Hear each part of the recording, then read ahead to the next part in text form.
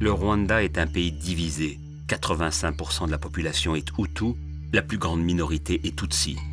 Depuis plusieurs générations, ces deux groupes ethniques sont en conflit. En 1993, une mission de l'ONU débute dans le pays pour tenter de maintenir la paix entre le gouvernement Hutu et les insurgés Tutsi.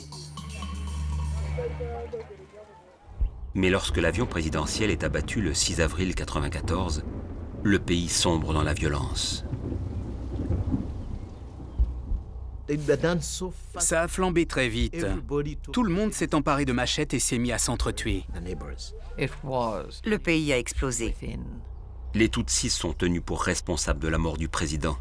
Des émissions de radio financées par le gouvernement incitent les Hutus à massacrer les Tutsis.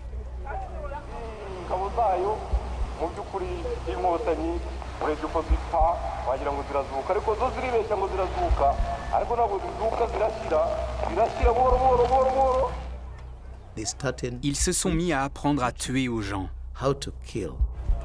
Paul Rusesabagina est Hutu. Son épouse est Tutsi.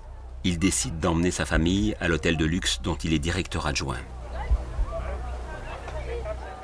Le long de la route, il y avait beaucoup de cadavres.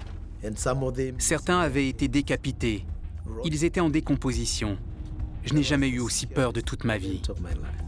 Ils arrivent sains et saufs à l'hôtel, un établissement appartenant à des étrangers et particulièrement apprécié de l'élite gouvernementale du Rwanda.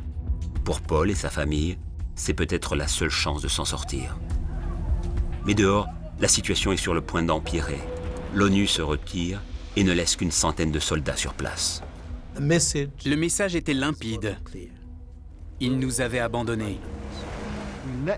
On a laissé des centaines de milliers de gens se faire tuer et on aurait pu arrêter le massacre.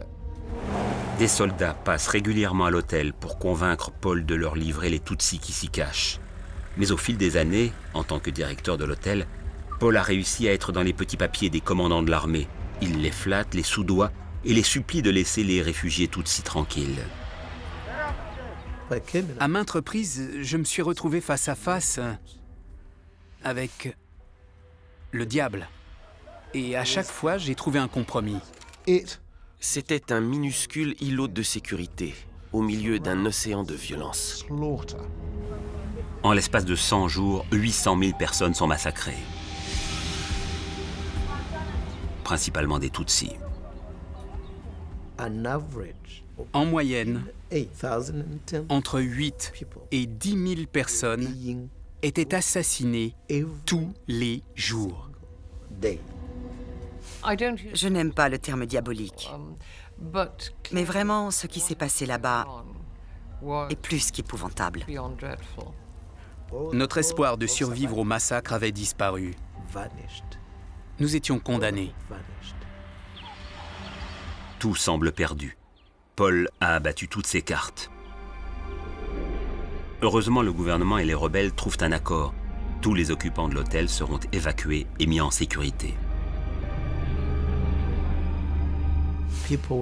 Tout le monde faisait sa dernière prière. Mais ce matin-là, nos vies ont été sauvées. L'histoire de sa lutte pour survivre sera adaptée à Hollywood dans un film intitulé Hôtel Rwanda. Rusesabagina. Paul Rusesabagina. I'll remember you. Ce que je trouve intéressant avec Hôtel Rwanda, c'est que ça nous a permis de vivre de l'intérieur, quelque chose d'incroyablement inhumain et monstrueux, dans le microcosme d'un hôtel et à travers l'histoire d'un seul homme.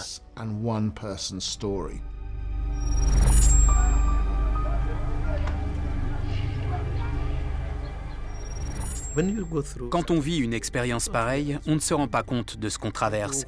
On écoute sa conscience, on fait ce qu'elle nous dit de faire.